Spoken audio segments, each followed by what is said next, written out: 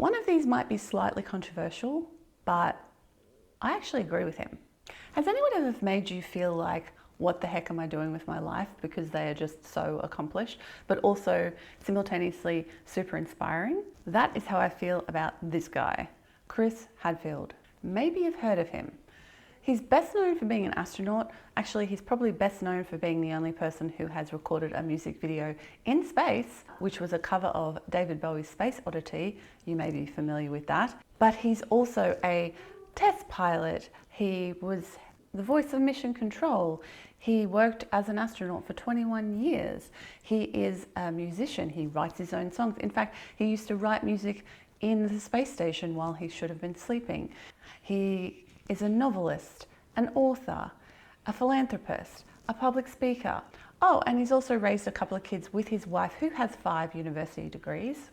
What a family. My husband Nick is a massive space nerd, and I'm kind of interested as well. So when I heard that Chris Hadfield was coming to Brisbane to give a talk, I signed us up for tickets and we went along a couple of weeks ago. Now, a lot of it was talk about space, the history of space travel, and the future of space.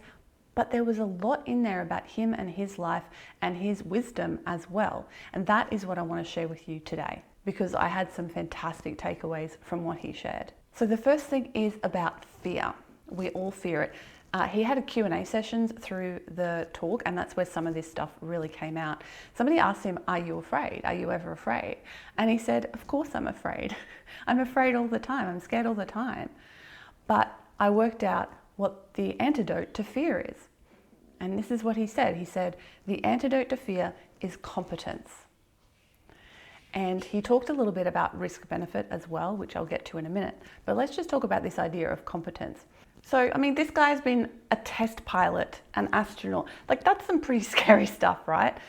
But his perspective is that the antidote to fear is competence. If you're afraid of something, learn everything you can possibly learn about it and understand it and feel competent in understanding it. And that will help to ameliorate your fear. And I really love this, and I think it's really true. It's certainly true in things that we have control over. Like if you're afraid of public speaking, talking to a camera, talking in front of people, the way to get over that fear is to learn everything you can about doing a good job and to do it a lot and just get used to it. Competence. I was that kid in high school who hated getting up and talking in front of the class. I was an introvert. I did not want to do that. Fast forward to now, and I make videos, I'm talking to the camera, I'm talking to you all the time, and I feel absolutely no fear about it. And one of the things about public speaking as well, here's a pro tip for you about feeling less fear about public speaking, is you talk about something you know. You talk about something you are competent in, because when you talk about something you know and understand, it's easy because you're coming from a place of deep knowledge. You're not just trying to remember a script or talk about something you don't know anything about. It's so much easier when you are speaking about something you understand. Now, related to this is the idea of risk. And he spoke about the idea of what is a calculated risk, and that everybody has their own idea of what that is. He's done things that most of us would think are incredibly risky, like being a test fighter pilot or an astronaut. Or even a musician, like putting yourself out there in the world as a musician, especially, as an astronaut. I imagine that was pretty scary. Like, there's this guy, he's an astronaut. Oh, who is he to, do a cover of a famous song and do a music video in space? But he did. He overcame that, took that risk. He mentioned bungee jumping, and he was like, I am never going to go bungee jumping, because for me, the risk-benefit analysis, it's too risky. One thing, why would I want to do that? I have no control. There is no skill there. There's nothing interesting for me. This is him saying this. There's nothing interesting for him there. And, I don't really know the person who strapped me into this. Are they competent or not? So it really comes down to you understanding your personal idea of what risk is and understanding the risk-benefit analysis of anything that you are going to try. Is it worth the risk to you? Because while it might be worth the risk to someone else, it might not stack up for you. He also touched upon this idea of art being so incredibly crucial, because it helps us express ourselves in ways that perhaps straight language cannot.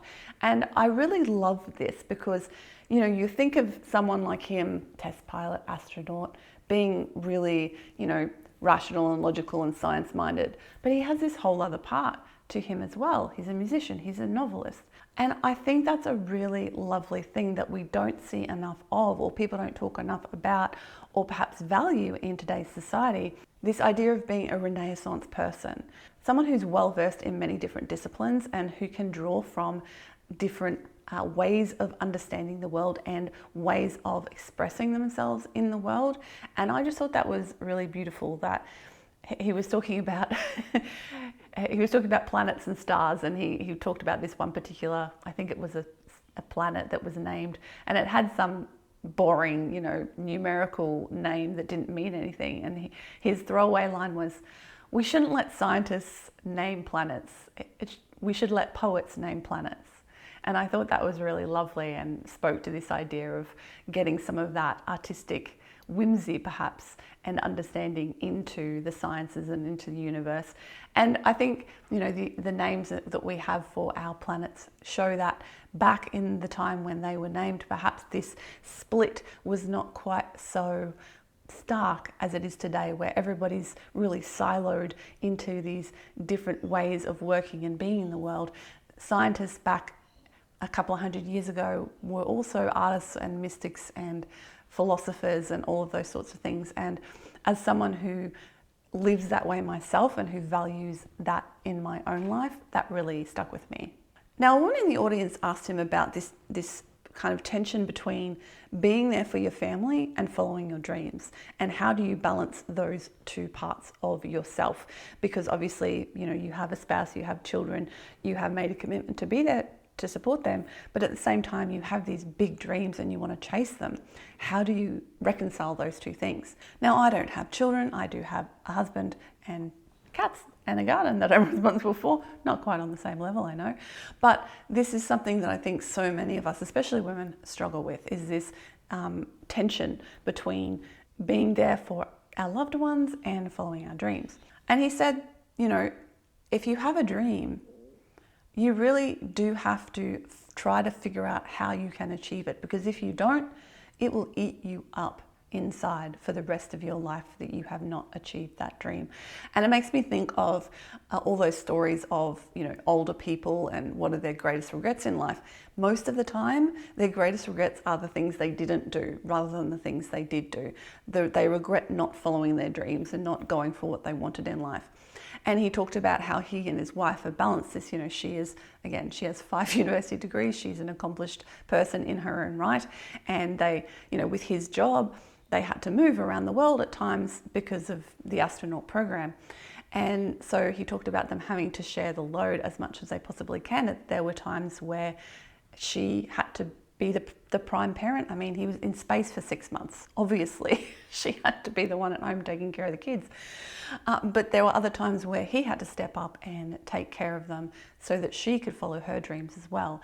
And did I mention these two are high school sweethearts that are still happily married? So they've obviously figured out something that is working for them. And I think it's always great to hear from people who do have long and successful marriages about how to make it work, because so many of us struggle to do that. Speaking of dreams, another thing that he said was absolutely chase your dreams, do everything you can to achieve the things you want to achieve, but be aware that when you reach that end stage, if there is such a thing, achieving your dream, it might look different to how you initially envisaged it, and you need to be ready for that. You need to be ready for the fact that your dream might look a little bit different to how you originally envisaged it. And I think that's a really wise way of looking at things, because we have such a tendency to be disappointed if things are not exactly the way we wanted them to be, even if they're wonderful. I mean, my life did not work out the way I had dreamt that it would. The way when I was a teenager, the way I thought my life would go, I planned on being a research scientist. I planned on traveling and living around the world, and that did not happen. But my life has actually ended up being so much more amazing than I could have ever anticipated, because I didn't understand what was possible. Like when I was a kid, making a living on the internet, that it didn't exist. The internet wasn't there. It was not something I could have dreamt about because it wasn't a possibility. Like all the things I have personally done in my businesses over the last 17 years, running my jewelry business, that changing my life and enabling me to become self-employed, running my teaching businesses, my little magazine, Bespoke, that I ran for a while, all the things that I've done thanks to the internet have enabled me to live the life of my dreams, but those dreams have shifted and changed over the years. If I'd, stuck to the original dream that I had, I wouldn't have been happy. And thankfully, I had the wherewithal to realize that as I was going, and I was always very self-aware about what made me happy, what didn't, and where I was going to go with my life. And that has probably been, for me, one of the things I'm most thankful about is that I didn't let my past self or society's expectations or anything else dictate what I decided to do with my life and the direction I decided to go in. So chase your dreams, but be willing to pivot on what those dreams are and realize that perhaps what you're aiming for is not a specific thing. It might be a feeling or an experience or a sense of contentment or calm or excitement or something within yourself, and that there might be other ways to achieve that are just as valid as the original way that you were planning on achieving that. Speaking of dreams, may I introduce you to my cat Teddy, who is needing. Teddy was not a dream, although having cats is always a dream. One of my dreams that came into reality was my handmade jewelry business, Ethereal, that I started in 2008, and I make sustainable sterling silver jewelry from Australian ethically mined silver, and like my earrings that I'm wearing. Also, I'm holding my microphone like this because I forgot to do this bit when I was recording earlier, and I can't be bothered to put it back under my jumper. So yeah, if you want to support me and support this channel, then please do check out my jewelry. You can check it out on Etsy if you are outside of Australia, or if you're in Australia if you want to. But if you're Australian, I would love it if you go to ethereal.com and buy directly from my website as well. Okay, let's go back and learn some more about what Chris Hadfield has to say about life. Another life lesson that Chris shared was how small and insignificant we are in the grand scheme of things, but also how precious life is at the same time. And I think this is something that someone who has been in space and can see the entirety of our planet from their window and realize how small this planet really is, especially in the vastness of space and all the things that are out there and the billions upon billions of galaxies and stars. We really are completely insignificant, but at the same time, every one of us is experiencing something unique, this experience of consciousness of being here now at this time on this planet and living our own special and unique life. And none of us can really know what it is like to be someone else. And all of us value our lives. And I don't know, this idea has always given me that kind of combination of joy and terror at the same time, where you go out at night and you look up at the stars, especially if you live in the country where I do, and you can see the Milky Way and you can see so many stars, and you realize how tiny we are. Like, we can't even comprehend how small we are in the vastness of the universe. And at the same time, how amazing it is that we exist at all. Like, how amazing it is that I am sitting here and I can look around and see the world in all of its diversity and beauty and color, and have this life that we don't even really understand what life, the experience of consciousness is. We're still learning about what it is to be a conscious being. And yeah, I think that sense of awe and mystery can really get lost in our everyday lives. And sometimes it takes a moment for us to stop and really look or think about our existence, to connect with that feeling.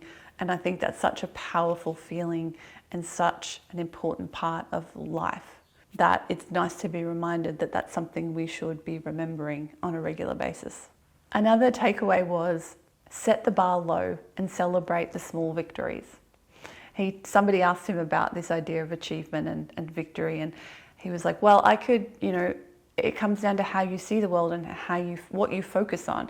And he went on this rant about all the negative things he could have focused on that day, about, it was raining, or he missed lunch because of getting organized for things, and blah, blah, blah, like all the negatives.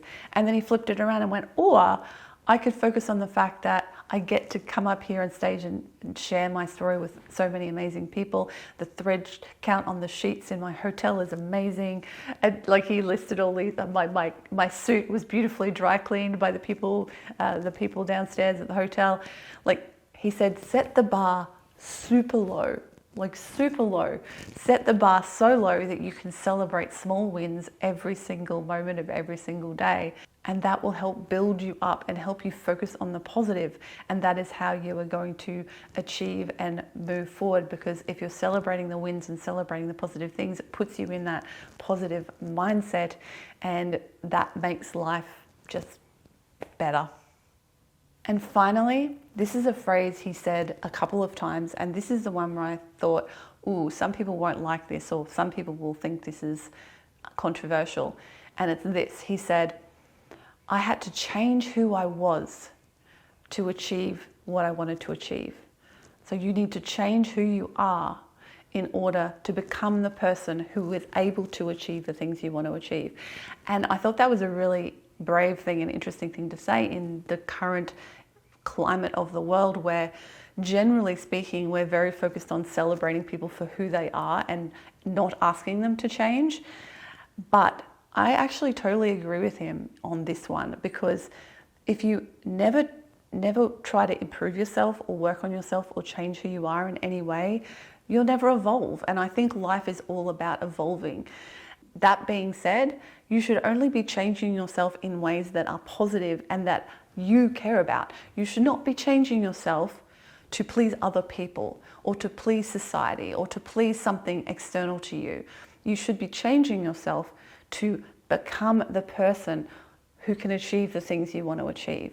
And I thought this was a really interesting way of phrasing it, because it's probably not a way that we often think about. You need to change yourself. We talk about improving ourselves, working on ourselves, but it really does just come back to change. It comes back to changing something about yourself so that you can become more of who you want to be. Goodness knows I've done so much of this in my life. Like, there are aspects of myself that are the same and that I've never changed.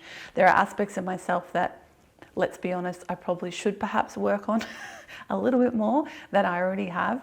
And there are aspects of myself that I've changed and worked on for many years to improve my life and to achieve what I want to achieve out of my life. And by achievement, I'm not just talking about external things. I'm talking about achieving a sense of peace and calm inside yourself. I have a video on this channel where I talked about my journey with anxiety and how I healed my own anxiety. And I could have just not done that. I could have stayed who I was. And if I'd stayed the person I was, I would still be that anxious mess today. But I chose to change who I was. I chose to change how I thought. I chose to change what I ate, how I exercised, how I moved through the world, my perspective. I worked on all of those things to become a different person, a person who was not anxious, a person who was calm. Now, that's not to say I'm perfect. I still occasionally have small flashes or bouts with anxiety. Like, I'm definitely a believer that mental illness is partially genetically passed down, and it's also passed down through your family experience. In my case, it's both. I have my mother and certain other people in my family with severe mental illness, and that has been something that I have had to deal with and work around my life, and that, seeing other people's experiences in my family has informed how I manage my own tendency for those mental illnesses. Basically, what I think it comes down to is understanding that we have the power. I'm probably just tapping on my microphone there, sorry. It's hiding.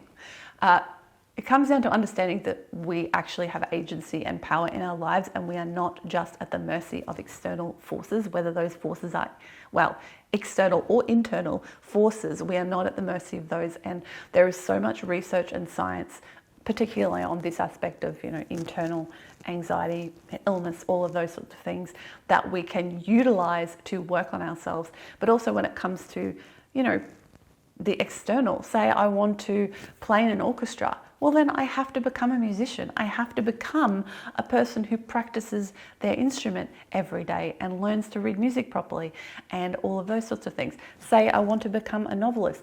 I have to become a person who writes every day and who focuses and makes that a priority in their life. So that's what he was talking about, becoming the person that will enable you to achieve the dreams that you have for your life.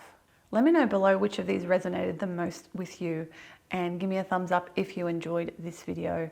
I'll be back again next week with another one. If you are interested in that video I talked about how I healed my anxiety, if that's something that you suffer from and you would like to know my personal approach to that, again, I'm not a medical professional, I'm not an expert, I'm just a person who has made myself better through a combination of lots of different things. I will leave that video here so you can check that out. Thanks for watching, and I'll catch you again next time. Bye for now.